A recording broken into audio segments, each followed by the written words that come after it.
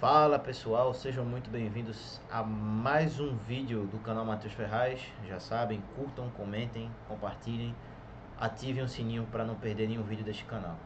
Hoje, no clima natalino, vamos falar sobre um tema interessante que é leitura no Brasil. Recentemente, saiu uma pesquisa indicando que o Brasil perdeu uma quantidade considerável de leitores e que a maioria das pessoas agora não lê livros. Antigamente, pelos critérios da pesquisa, que se não me engano era que a pessoa tinha lido pelo menos um livro por ano, a maioria ainda havia feito alguma leitura. Hoje já há uma maioria que não lê, que prevalece sobre a minoria que ainda lê livros. Eu acho esses dados muito ilusórios, porque às vezes eles podem nos dar a impressão de que o cenário é melhor do que ele de fato é. Pelo seguinte, a maioria da população brasileira não compra livros. O setor que compra livros é um setor pequeno da população, geralmente de classes mais altas e de idade mais avançada. São pessoas que se preocupam ainda com alguma formação. E se você estreitar ainda mais o funil e colocar leituras filosóficas, leituras de caráter técnico, leituras mais profundas, mais difíceis, esse público se torna ainda menor. O que nós temos é um mercado editorial no Brasil deficitário já de muito tempo e que não encontra um público-alvo, o que desmotiva os editores a trazer obras inéditas, por exemplo, a não ser que haja um financiamento externo, ou seja, uma editora que seja governamental, editora que esteja ligada a alguma universidade. Nós temos a editora Unicamp, a editora Unesp, que trazem trabalhos muito relevantes, ou editoras que tenham mecenas, financiadores externos de ordem privada. Acho que o caso das realizações é esse também, que é uma editora menor, deficitária, mas que tem donos que conseguem injetar dinheiro e manter aquele projeto vivo. Mas são minorias e são editoras com um público muito limitado, muito seleto. Públicos que muitas vezes dependem de indicações de pessoas mais famosas e dependem também de ações de marketing que às vezes são contraproducentes no longo prazo.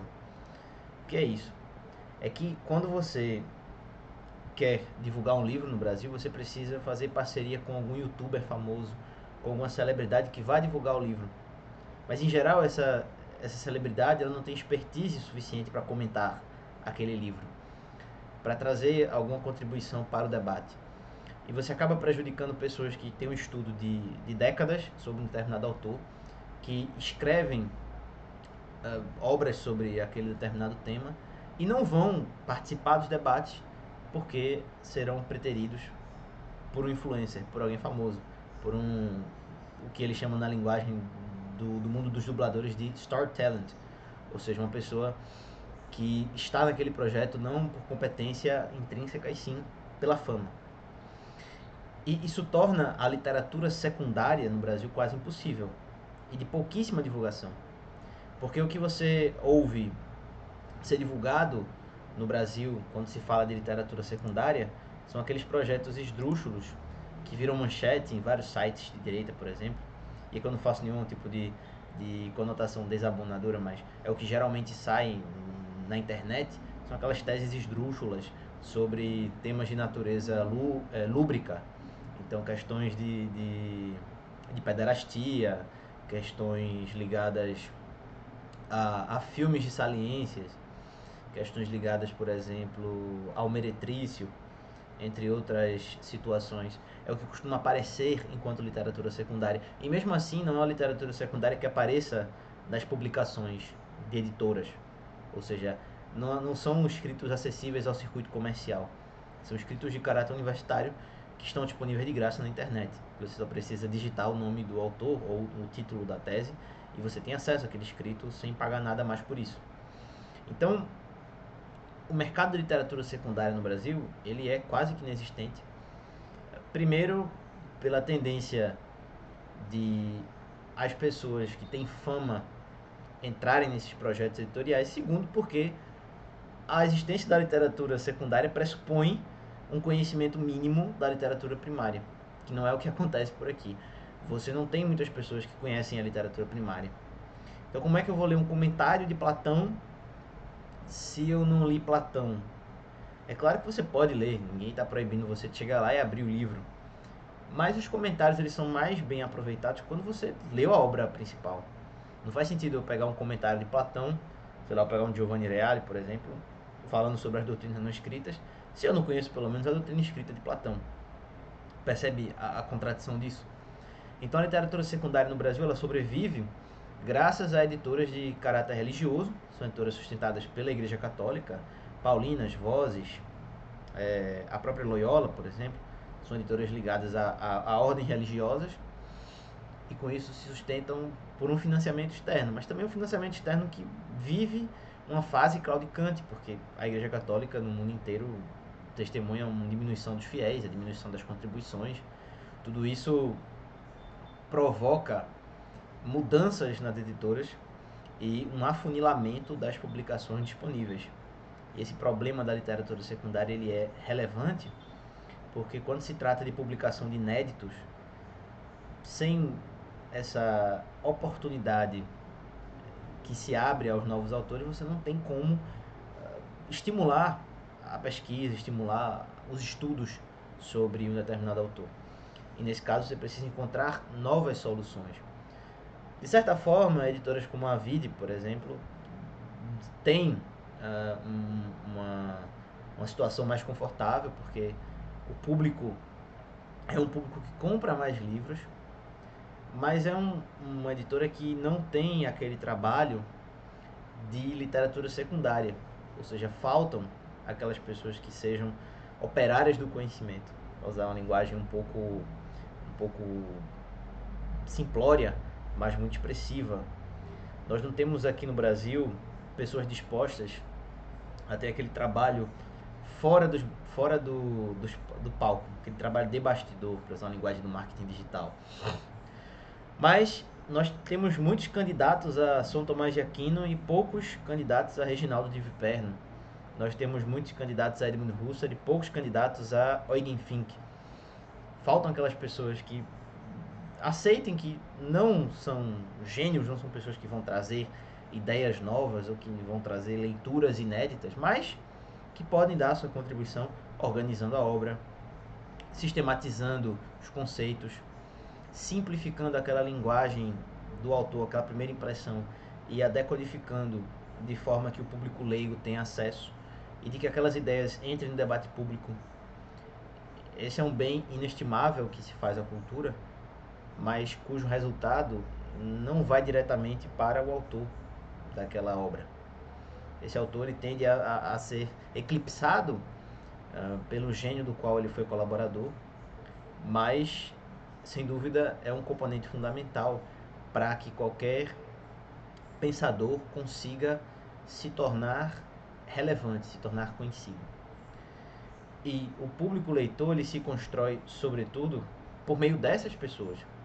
E a literatura secundária tem um papel decisivo nisso, porque sobretudo no público de filosofia, uma literatura secundária é a ponte entre as ideias do autor, as ideias na sua expressão mais fulgurante, que talvez queime os olhos de quem vai contemplá-lo face a face.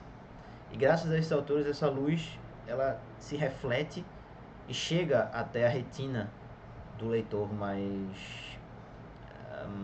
mais simples, o leitor menos experimentado, de uma forma palatável, de uma forma que ele vá se acostumando àquela linguagem, àqueles matizes, àqueles conceitos e chegue a dominar aquele determinado autor.